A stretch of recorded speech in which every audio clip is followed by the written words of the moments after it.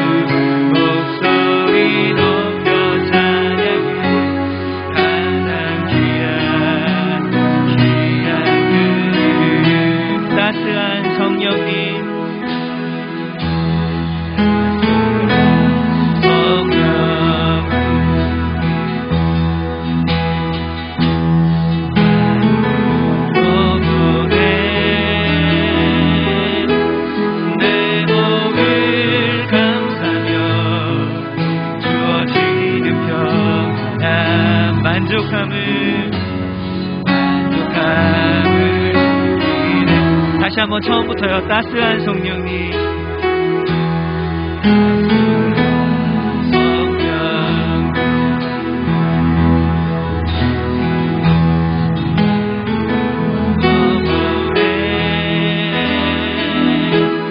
내 몸을 감싸며 주어지는 평안 만족함을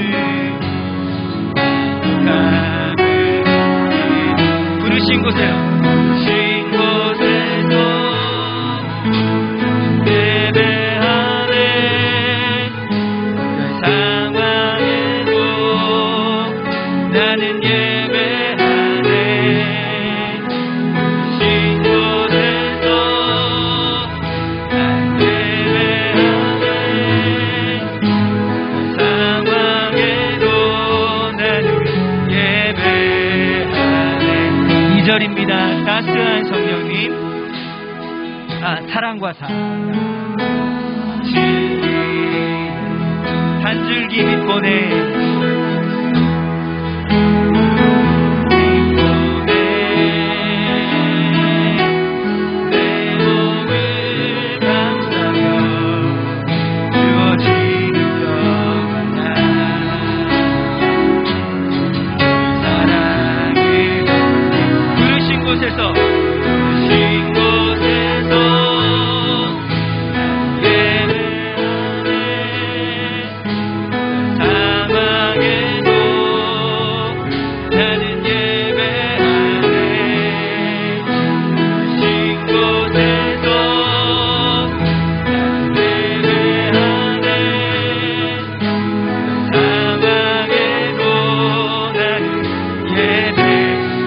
곳에서 나는 예배하네. 부르신 곳에서 나는 예배하네. 어떤 상황에도 나는 예배하네. 부르신 곳에서 나는 예배하네.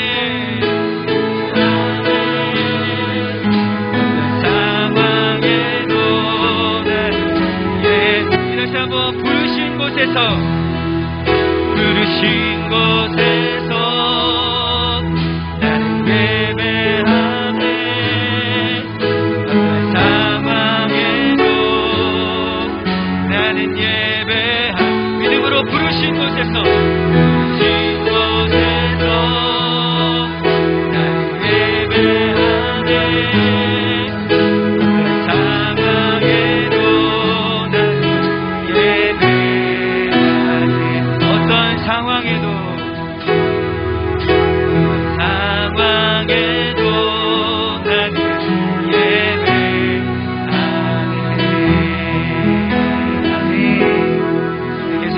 찾는 주님의 사랑과 함께 찬양하겠습니다.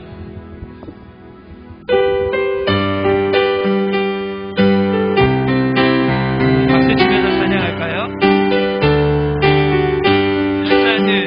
변찮는 주님의 사랑과 거룩한 보혈의 공로를 우리 다 찬양을 합시다. 주님을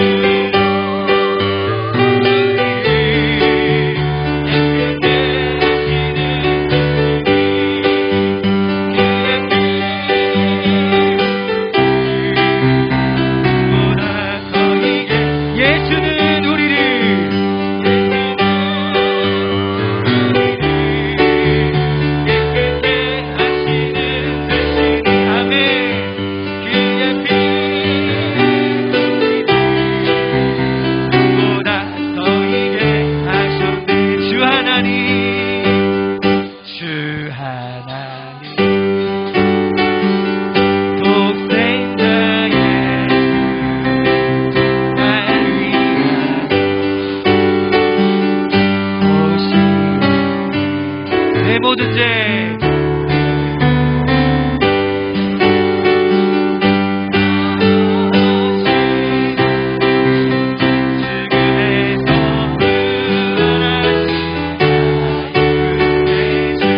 살아계신 주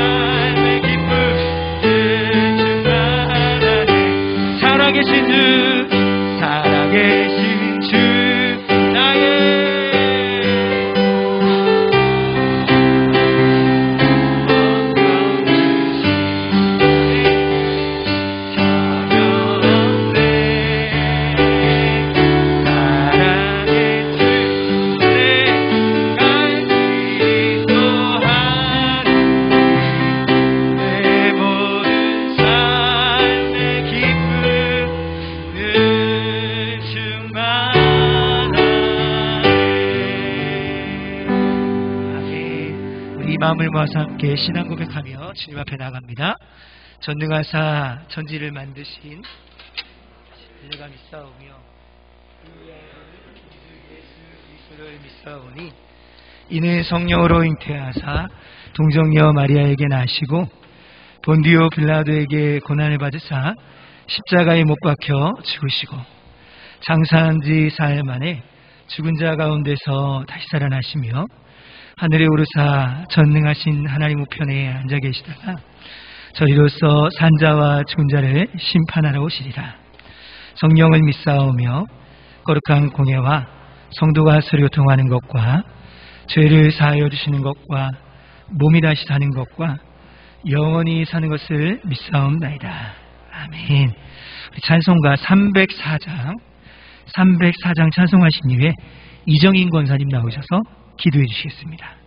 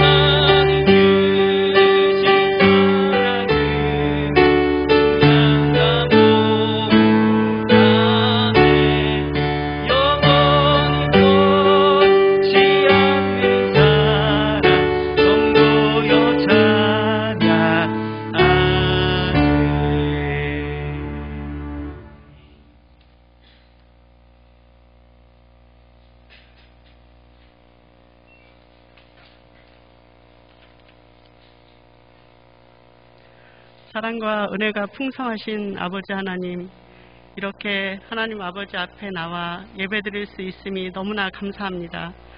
우리의 삶 속에 주님의 은혜 없이는 아무것도 가능하지 않음을 절실히 느끼며 살아가는 날들입니다. 언제나 저희들을 지켜주시고 보호하여 주시는 하나님 아버지, 이 시간 주님을 사모하는 마음으로 주님 전에 나와 온 마음 다하여 찬송드리며 감사함으로 하나님 아버지께 예배하오니 주님 받아주시고 우리 심령 각자의 필요한 말씀으로 채워 주옵소서. 여전히 코로나19라는 전염병 사태 속에서 하나님의 긍휼을 구합니다. 이전에 주님께 드렸던 예배를 당연하게 여기면서 주님께서 베풀어 주신 은혜에 대하여 감사하지 못했던 것을 회개합니다. 코로나19를 핑계삼아 현실에 안주하면서 주님께로 나아가지 못했던 우리의 모습도 돌아보며 회개하오니 용서하여 주시옵소서. 어려운 때일수록 살아계신 하나님의 얼굴을 구하면서 영적으로 승리하게 하시고 강하신 주님의 능력을 의지하는 모든 주님의 자녀들 되게 하옵소서. 하나님 아버지, 이 땅의 교회들이 하나님께서 부어주신 힘과 능력으로 세상을 사랑하고 섬기는 빛과 소금의 역할을 잘 감당하게 하시고 기도의 그 불길이 활활 타오르게 하옵소서. 오늘도 말씀 듣고 단위에 서신 목사님 성령의 능력 충만하심으로 하나님의 말씀을 선포하게 하여 주시고 말씀을 듣는 저희들은 주 안에서 항상 기뻐하며 우리의 삶 속에서 주님의 관용을 베풀며 살아가게 하시고 믿음으로 하나님을 기쁘시게 하는 교회 되도록 인도해 주옵소서. 이 모든 말씀 예수님의 이름으로 기도드리옵나이다. 아멘.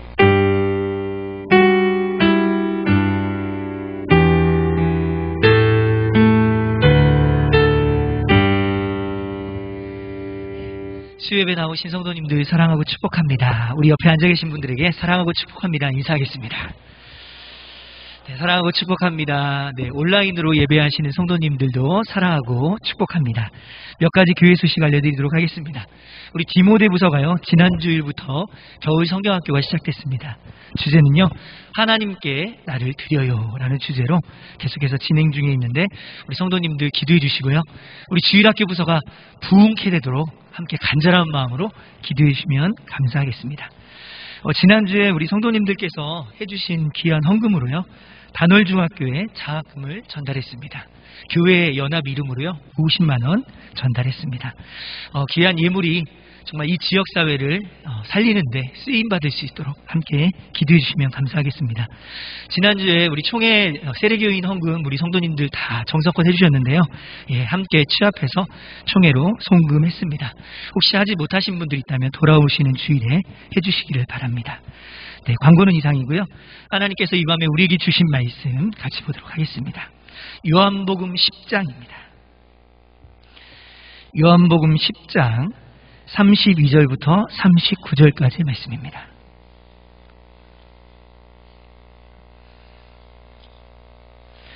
요한복음 10장 32절부터 39절까지 말씀입니다. 기록된 말씀을 저와 여러분이 한 절씩 교독하시고 마지막 절은 같이 읽겠습니다. 말씀을 읽을 때 성령께서 각 심령 가운데 들려주시는 음성을 들을 수 있기를 바랍니다. 제가 32절 먼저 읽습니다. 예수께서 대답하시되 내가 아버지로 말미암아 여러 가지 선한 일로 너희에게 보였거늘 그 중에 어떤 일로 나를 돌로 치려 하느냐.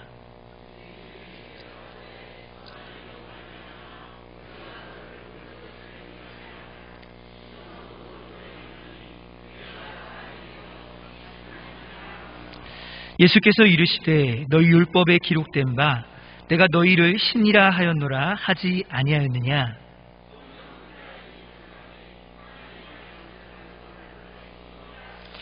하물며 아버지께서 거룩하게 하사 세상에 보내신 자가 나는 하나님의 아들이라 하는 것으로 너희가 어찌 신성모독이라 하느냐.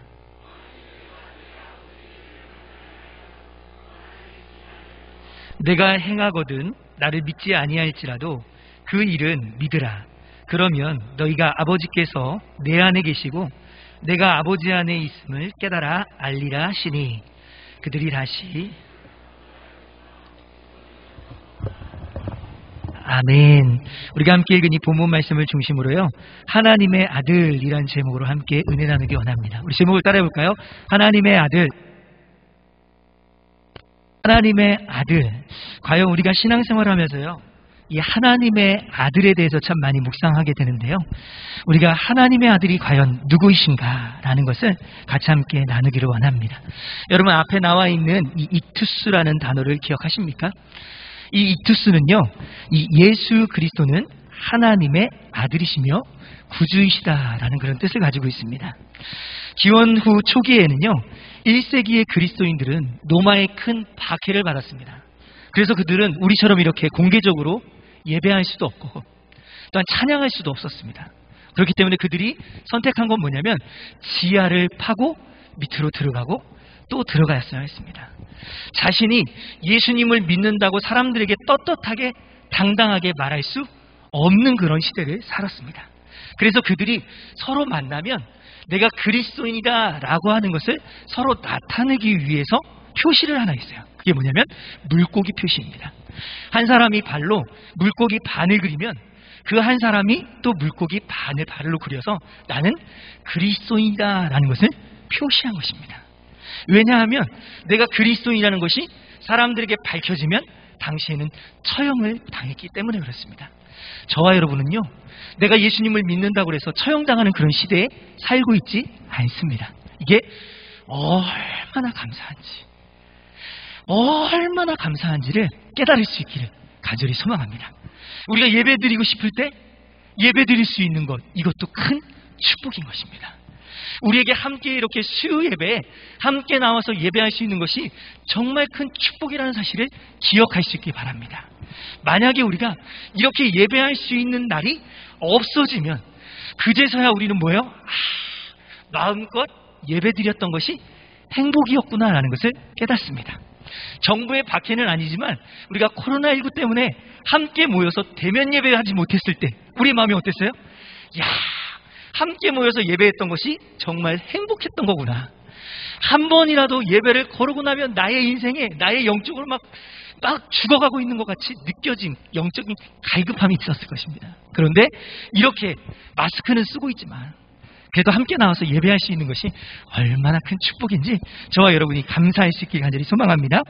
이 물고기 모양은요, 이 헬라어에 쓰여진 문자에 두문 자어로 이 앞에 글자들을 이렇게 따가지고 이 신앙 고백이 거기 안에 들어가 있었습니다. 이 글자는요, 이투스입니다. 한번 보여주실까요? 이투스.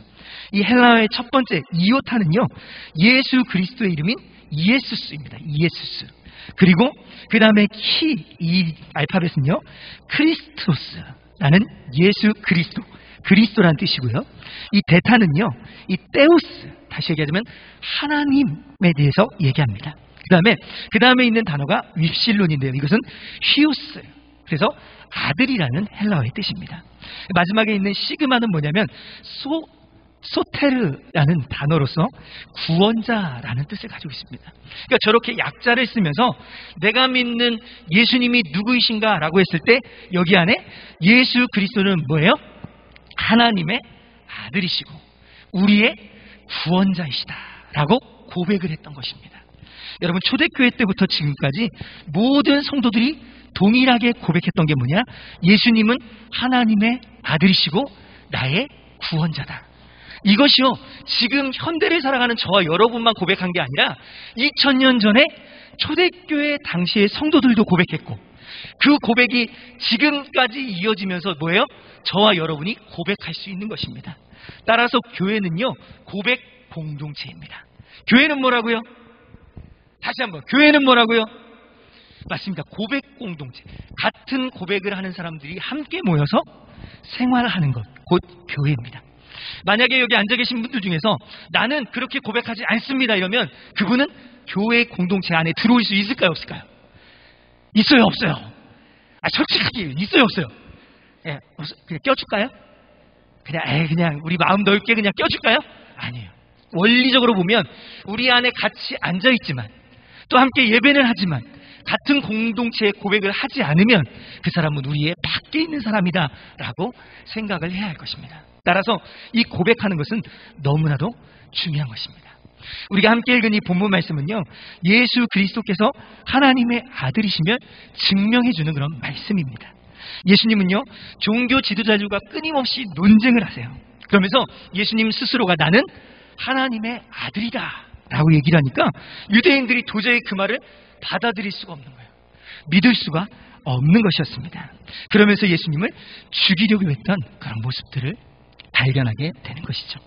오늘 본문 말씀에서는 예수님은 왜 유대 종교지도자들이 예수님을 그렇게 믿지 못했는지, 그리고 또 이 말씀에서 예수님 자신이 나의 정체성에 대해서 말씀하시는데 이 두 가지를 같이 한번 묵상하기 원합니다. 첫 번째로요, 유대 종교 지도자들, 그들은요 거듭나지 않았기 때문에 예수님을 믿지 못했습니다.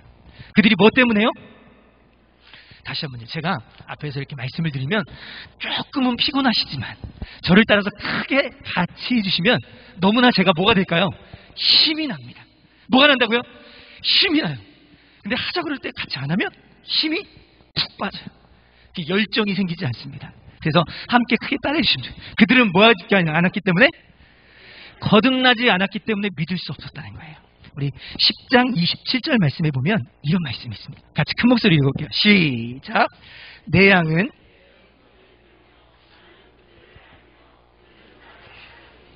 아멘.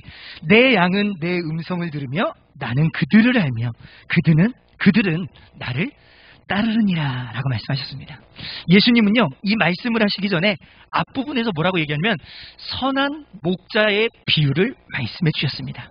이 비유에 대조적인 인물 두 인물이 나와요. 첫 번째는요 선한 목자입니다. 선한 목자는 양들을 위해서 자신을 희생할 줄 안다 라고 말씀하셨어요. 예수님은요 양들을 위해서 자신의 몸을 죽이시고 또한 양들을 위해서 자신을 희생할 줄 아는 그런 선한 목자였습니다. 우리 모든 삶이 이러한 선한 목자의 삶을 살아갈 수 있기를 바랍니다. 내가 아니라 옆에 있는 이웃을 위해서, 내 가족을 위해서 내 자신이 희생할 줄 알아야 그 사람이 누구라고요? 선한 목자라고요. 근데 오늘날의 시대에는요 자기를 희생하려고 하잖아요. 심지어는 가정 안에서도 내가 희생되는 게 아니라, 부모가 희생하는 게 아니라 자녀를 희생시키려고 하는 그런 마음들이 너무나 많이 있습니다. 그러나 성경에서는 선한 목자는 누구냐? 이웃을 위해서 자신이 희생되어지는 사람이 선한 목자라는 것입니다. 두 번째는 싹군에 대해서 이야기하고 있습니다. 싹군은요 냉수가 오면 양들을 버리고 도망가는 사람들입니다. 양들을요 다 죽게 만드는 거죠. 자기의 유익만 챙기고 도망가는 사람입니다. 위험한 일을 절대 하지 않습니다. 싹군은 양들을 이용해 먹는 사람입니다. 모든 일에 동기가 자기 중심적이에요. 그렇기 때문에 싹군은 하나님께서 말씀하시는 누굴까요? 유대 종교 지도자들입니다. 예수님 자신은 선한 목자라고 말씀하시고 그 다음에 유대 종교 지도자들은 뭐라고 해요? 싹군이다 이렇게 얘기하는 것이죠. 그들은 자신의 배를 채우기 위해서, 부유함을 누리기 위해서, 세상의 권력을 누리기 위해서 하나님을 이용하는 사람들이다 라고 말씀을 하고 있는 것입니다. 예수님이요 그들에게 말씀하십니다. 내 양은 내 음성을 듣는다 라고 했어요. 내 양은 내 음성을 뭐 한다고요? 듣는다. 저와 여러분들이 예수님의 음성을 들을 수 있기를 간절히 소망합니다. 예수님이 우리에게 말씀하시면 우리는 뭐예요? 양으로서 예수님의 말씀에 순종하면서 한 걸음씩 한 걸음씩 나아가는 거예요. 여러분 양들의 특징은요 시력은 안 좋은데 청력이 좋아요. 그래서 앞을 잘 못 봅니다. 멀리 잘 못 봐요. 그래서 앞에 있는 양만 졸졸졸졸 쫓아가요. 그래서 앞에 있는 양이 잘못된 길로 가면요 그 뒤에 있는 양들은요 그대로 가다가 떨어지면 같이 떨어지는 거예요. 왜냐하면 시력이 안 좋기 때문에. 그런데 귀는 좋아요. 청력. 그래서 예수님이 오 이러면 주인의 목소리인가 보다 이러고 그쪽으로 막 가는 거죠. 그래서 귀가 좋습니다. 여러분 우리는 다 양들이 될 수 있기를 간절히 소망합니다. 예수님의 음성을 들을 수 있길 바라요. 예수님 말씀하시면 그 말씀이 주님의 음성이구나 하고 그 길로 갈 수 있기를 바랍니다. 그런데 대부분의 사람들은요 눈은 좋아요. 그런데 귀가 어두워요. 영적으로 세상적인 건 너무나 잘 봐. 돈 너무나 좋아해. 세상적인 정욕 너무나 좋아해. 육신의 안목 너무 좋아요. 근데 귀는 잘 안 들으려고요. 하나님의 말씀이 들려줘도 들으려고 하지 않습니다. 그런 사람이 바로 영적으로 둔한 사람들이에요. 눈은 너무 세상적으로 밝은데 영적으로 귀는 들리지가 않는 사람들. 저는 이 자리에 앉아 계신 모든 분들이 그런 사람들이 되지 않기를 간절히 소망합니다. 우리는 세상적으로는 조금 시력이 좀 약해요. 좀 보면 바보 같을 때도 있어요. 아무것도 안 보일 때가 있어요. 그러나 영적으로는 귀가 확 열려가지고 하나님 말씀하시면 그 말씀에 그대로 순종하며 따라갈 수 있기를 간절히 소망합니다. 여러분, 우리가 예수님의 양으로서 예수님의 음성을 듣는 저와 여러분이 될 수 있길 바랍니다. 예수님은요, 거듭나지 않은 사람들은 마치 유대 종교 지도자들처럼 세상적으로는 밝지만 영적으로는 둔하다는 거예요. 뭐하면요? 거듭나지 않으면. 그래, 거듭난 사람들은 그렇지 않다는 것입니다. 특별히 28절 말씀에 보니까 이런 말씀이 있죠. 한번 같이 읽어볼까요? 시작. 내가 그들에게 영생을 주노니 영원히 멸망하지 아니할 것이요 또 그들을 내 손에서 빼앗을 자가 없느니라. 아멘. 우리 예수님을 믿는 사람들은요, 절대로 빼앗기지 않는데요. 다시 말하면 거듭난 사람들은요, 하나님이 세상에 그들을 빼앗기지 않는다는 거예요. 언제까지? 주님 곁으로 갈 때까지 우리를 뭐 하시냐면 붙잡아 주신다는 거예요. 때로는 이 세상이 조금은 고통스럽고 조금은 힘들어도 우리를 주님께서 놓는다고요? 놓지 않는다고요? 안 놓으신다고요? 놓는다고요? 안 놓으신다고요? 안 놓으신다고요. 절대로 놓치지 않는다고 그랬어요. 우리가 이 세상에서 조금은 병들어서 좀 힘들고 고통스러울지라도, 이 세상에서 물질적으로 경제적으로 조금은 어렵고 힘들어도, 진짜 이 위기가 언제 끝나려나 늘 항상 고민하고 힘들고 내일을 위해서 살아야 되는 어려움 가운데 있지만 하나님이 그러한 사람들 가운데도 뭐예요? 놓지 않고 붙잡아 주신다는 거예요. 누구를요? 하나님의 양들을, 거듭난 사람들을, 중생한 저와 여러분들을 절대로 놓지 않겠다고 약속해 주십니다. 저와 여러분이 그 음성을 들을 수 있기를 예수님의 이름으로 축복합니다. 하나님이 여러분들을 향해서 사랑한다, 축복한다, 내가 너와 함께 있을게, 내가 너에게 힘을 줄게, 절대로 낙심하지 말라, 하나님이 말씀하시는 줄 믿습니다.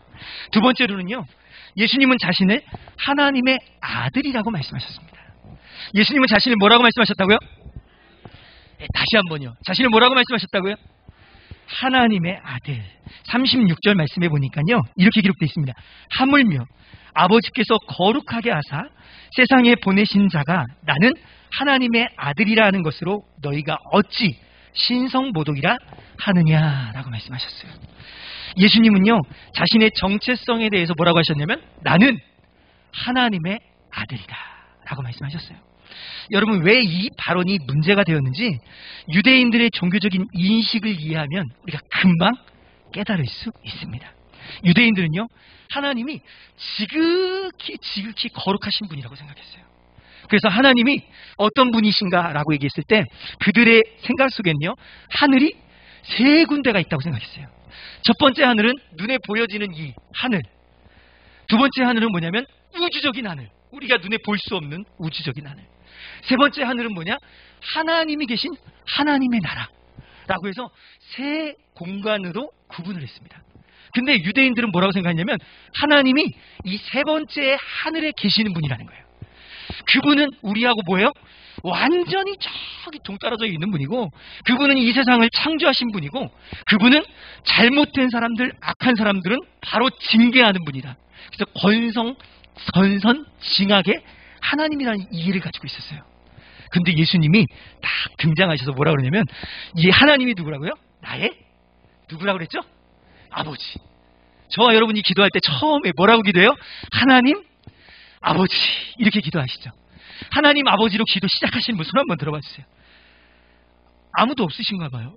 네, 감사합니다. 너무 감사해요. 힘이 되네요. 여러분들이 말씀을 들으면서 반응을 해주면 제가 너무 잘 듣고 계시는구나 이러면 기뻐요 막. 근데 반응이 없으면 들으시는 건지 안 들으시는 건지 라는 생각을 하기 때문에 잘 들어주시기 바랍니다. 우리는 하나님 아버지라고 고백을 합니다. 그리고 예수님은요, 하나님과 인격적인 관계를 가지신 분, 그러니까 저기 멀리 계신 분이 아니라 바로 지금 여기에 계시는, 저와 여러분들과 함께 하시는 하나님이라고 말씀을 가르쳐주고 있는 거예요. 그러니까 유대인들이 입장에서 볼 때에는 아니 그렇게 거룩하신 하나님이 너의 아버지라고? 네가 하나님의 아들이라고 이렇게 얘기할 수밖에 없는 것입니다. 자기들은 하나님의 이름을 감히 불러보지도 못했는데 예수님은 너무 쉽게 하나님 아버지, 다시 얘기하자면 하나님 아빠 이렇게 부르는 거예요. 어린아이가 아빠 아빠 이러면서 뭐 주세요 뭐 주세요 하는 것처럼 똑같이 아빠라고 부르는 거예요.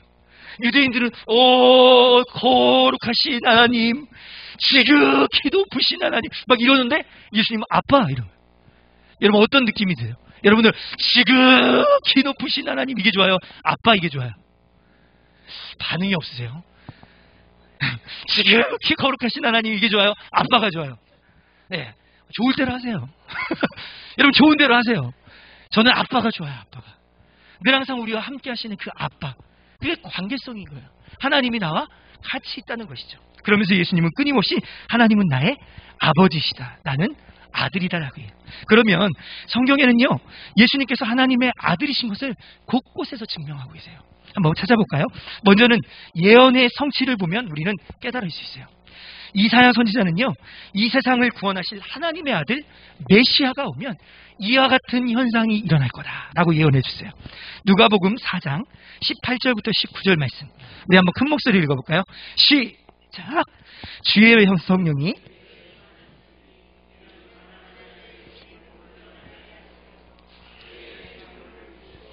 나를 보내사 포로된 자에게 자유를, 눈먼 자에게 다시 보게 함을 전파하며 눌린 자를 자유롭게 하고, 계속해서요, 주의 은혜의 해를 전파하게 하려 하심이라 하였더라. 아멘. 예수님께서 이 땅에 오셔서 하셨던 사역들이 바로 예수님께서 가시는 곳마다 복음이 전파되는 것이에요. 하나님의 나라가 전파됐어요. 그리고 포로된 자들이 자유를 얻었습니다. 사망의 포로가 되고 죄의 포로가 됐던 사람들이 자유를 얻은 거예요. 기뻐 뛰며 주님을 찬양하게 된 거예요. 저와 여러분이 찬양 시간에 기뻐 뛰며 찬양할 수 있기를 간절히 소망합니다. 왜냐하면 예수님은 우리에게 뭐 하셨으니까? 자유케 하셨으니까. 저와 여러분이 마음껏 소리 높여 찬양할 수 있기 바랍니다. 눈먼 맹인이 눈을 뜨고 영적인 맹인이 영안이 열려서 세상을 바라보게 되고 하나님을 바라보게 되는 것입니다. 세상의 권력에 눌린 사람들, 영적으로 귀신에 눌린 사람들이 다 해방을 받는다는 거예요. 누가 오시면? 예수님이 오시면. 따라서 예수 그리스도를 믿는 저와 여러분들에게 모든 죄와 사망이, 또 모든 눌렸던 어둠의 세력들이 떠나갈 줄 믿습니다. 그게 믿음이고 그게 소망이에요. 저와 여러분이 그런 믿음을 가질 때 예수님이 하나님의 아들이 되시는 것입니다. 더 나아가서는요, 예수님께서는 제자들을 데리고 가이사랴 빌립보라는 곳에 가셨습니다. 그곳에는요 신들이 너무 많아요. 굴 속에 신들을 만들어 놓고 섬기고, 심지어는 벽화에 보면 벽을 깎아가지고 신의 형상을 막 만들어 놓고 거기서 제사를 지내고 절을 하고 소원을 비는 그런 곳이었어요. 근데 예수님이 제자들을 데리고 쭉 가십니다. 그래서 제자들에게 뭐라고 말씀하시냐면, 사람들이 나를 누구라고 하더냐 이렇게 말해요. 그러니까 어떤 사람들은 뭐라 그래요? 엘리야라고도 합니다. 어떤 사람은 예레미야라고도 합니다. 뭐 이러면서 서로 막 세례 요한이라고도 얘기합니다. 막 얘기를 하죠. 그때 예수님이 뭐라고 하시면, 그러면 너희들은 나를 누구라고 하느냐? 예수님의 제자들에게 물어보시는, 그러면 사람들은 다 선지자라고 하고 사람들은 훌륭한 윤리 선생이라고 하는데 너희들은 그럼 나를 뭐라 그러냐? 이렇게 질문을 하신 것입니다. 그때 베드로가 뭐라고 고백하죠? 마태복음 16장 16절 말씀. 이 말씀이 저와 여러분의 고백입니다. 같이 한번 읽어볼까요? 시작. 시몬 베드로가 주는 그리스도시요 살아계신 하나님의 아들이십니다 라고 고백을 했어요. 여러분, 이 고백이 우리의 고백이 될 수 있기를 바랍니다. 예수님이 나의 주님이시고 예수님이 나의 구원자시고 예수님은 하나님의 아들이시다, 이 믿음이 우리 마음 가운데 깊이 뿌리 내릴 수 있기를 간절히 소망합니다. 이게 흔들리면요 우리 여기 앉아있을 필요가 없어요. 이 믿음이 흔들리면요 우린 여기 있을 필요가 없는 거예요. 왜냐하면 지금까지도 교회는 이 신앙 고백 위에 여기까지 왔기 때문입니다. 여러분, 마태복음 11장 27절에 보면 특별히 나사로의 여동생이었던 마르다가 예수님께 고백하는 고백이 있습니다. 이르되 주여 그러하외다. 주는 그리스도시요 세상에 오시는 하나님의 아들이신 줄 누가 믿어요? 내가 믿나이다. 이렇게 얘기했어요. 하나님의 아들이신 것을 믿는다. 죽은 자도 살리시는 것을 보니까 하나님의 아들이신 것을 내가 믿는다. 여러분, 심지어는요, 가다라 지방에 군대 귀신 들린 사람들이요, 예수님을 바라보면서 고백했던 고백이 있어요. 귀신들의 고백인데 놀랍게도 귀신들도 예수님이 하나님의 아들이신 것을 고백하는 것이죠. 한번 보실까요? 마태복음 8장 29절 말씀. 네, 한번 큰 목소리로 읽어볼게요. 시작. 이에 그들이 소리질러 이르되 하나님의 아들이요, 우리가 당신과 무슨 상관이 있나이까? 때가 이르기 전에 우리를 괴롭게 하려고 여기 오셨나이까? 하더니 귀신들도 뭐예요? 예수님을 안 거예요. 귀신들도 예수님을 알고 두렵고 떠는 거예요. 당신과 나와 무슨 상관이 있냐는 거예요. 나를 떠나달라라고 간절히 얘기하고 있는 것을 보게 됩니다. 마지막으로는요, 예수님은 자기 자신이 하나님의 아들이라고 그랬어요. 요한복음 3장 16절 17절, 우리 16절을 남성분들이, 17절을 여성분들이 한번 읽어보겠습니다. 어느 목소리가 더 큰지 한번 제가 들어보겠습니다. 자, 남성분부터 시작.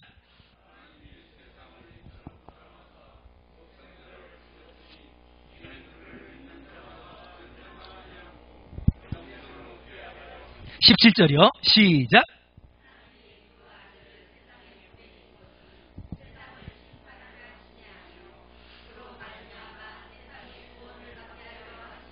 아멘. 예수님은요, 지금까지 계속해서 나는 하나님의 아들이라고 말씀하세요. 하나님이 독생자 예수 그리스도를 이 땅 가운데 보내셨고 그를 믿는 자마다 영생을 얻게 하신다라고 말씀을 해주고 있습니다. 그렇다면 이제 저와 여러분들이 뭐라고 고백해야 될지 우리의 차례가 왔습니다. 수많은 사람들은 선지자 중에 한 사람들이라 얘기했고, 제자 중에 베드로는 주는 그리스도시요 살아계신 하나님의 아들입니다 라고 고백했는데, 그렇다면 오늘을 살아가는 저와 여러분들은 뭐라고 고백해야 될까요? 여러분, 뭐라고 고백하시겠습니까? 나의 고백 한번 생각해 보십시오. 그렇죠. 예수님은 하나님의 아들이시고 나를 구원해 주실 구원자다라는 고백을 해야 한다는 것입니다. 저와 여러분이 이 고백이 마음 가운데 있기를 간절히 소망합니다. 이 고백이 있는 삶은요, 우리의 신앙생활뿐만 아니라 우리의 삶을 통해서도 나타나요. 이런 신앙의 고백이 없는 사람들은요, 삶에서 절대로 나타나지 않아요. 따라서 이 신앙의 고백을 가지고 세상에서 나갈 때, 살면서 모든 문제 해결할 때 나는 누구인가? 나는 하나님의 아들을 믿는 사람이다. 나는 나의 구원자 되신 예수님을 믿기 때문에 그분의 영광을 위해서 살아가야 된다라는 그 생각을 놓치지 않는 것입니다. 만약에 그렇지 않다면, 이 고백이 없다면 우리의 삶은 따로, 신앙 따로, 믿음 따로, 삶 따로 이렇게 되는 거예요. 근데 우리는 예수님을 정말 믿는다면 삶이 신앙이고 신앙이 삶이 돼야 될 줄 믿습니다. 쉬울까요? 어려울까요? 어렵죠. 어려워도 얼마나 어려워요? 정말 어렵습니다. 얼마나 어려워요? 정말 어려워요. 진짜 어려워요. 그렇지만 우리가 정말 신앙의 고백을 한다면 이것이 입술로는 고백하기 쉽죠. 누구나 따라해볼까요? 그럼 따라할 수 있어요. 그러나 그것이 삶에서 나타나기는 너무 어렵다는 사실입니다. 우리는 그 어려운 삶을 매일같이 조금씩, 많이가 아니라 뭐라고요? 조금씩 따라가는 거예요. 조금씩. 저와 여러분이 하나님의 은혜를 경험할 수 있길 바랍니다. 말씀을 맺겠습니다. 초대교회 때부터 지금까지 교회는 예수는 그리스도이시고 하나님의 아들이라는 이 진리를 고백해 왔습니다. 이 고백이 저와 여러분의 고백이 될 수 있기를 바랍니다. 초대교회요, 사도 요한의 제자였던 폴리갑이 화영장에 순교하러 갈 때 일화가 정말 감동적입니다. 군인들이 폴리갑에게 예수님을 부인하면 살려주겠다, 예수님을 부인하면 화영장으로 가지 않게 해주겠다라고 얘기를 했을 때 폴리갑 선생님은 뭐라고 얘기했냐면, 나는 86년 동안 그리스도를 섬겨왔고 주님은 나를 한 번도 모른다고 하지 않았는데 내가 어찌 왕이시오 나의 주인이신 그리스도를 부인하겠느냐. 내가 죽어도 부인할 수 없다라고 말씀하시면서 화영장에서 순교를 당하셨다고 합니다. 여러분, 저와 여러분의 신앙은 어때야 될까요? 오늘날에 예수님 믿는다고 우리 죽여야 안 죽여요? 죽이나 봐요. 아무도 말씀 안 하죠. 우리가 지금 신앙생활 한다고 해서 예수님 믿는다고 해서 죽여야 안 죽여요? 안 죽여요. 참 감사한 일이지만 우리를 안 죽이기 때문에 우리는 너무나 쉽게 예수님을 부인하고 살아요. 우리의 말로, 우리의 행동으로, 우리의 삶으로. 다시 한번 내가 정말 예수님을 나의 주님으로, 나의 구원자로 믿고 고백하며 살아가는지를 스스로 질문하는 이 밤이 될 수 있기를 간절히 소망합니다.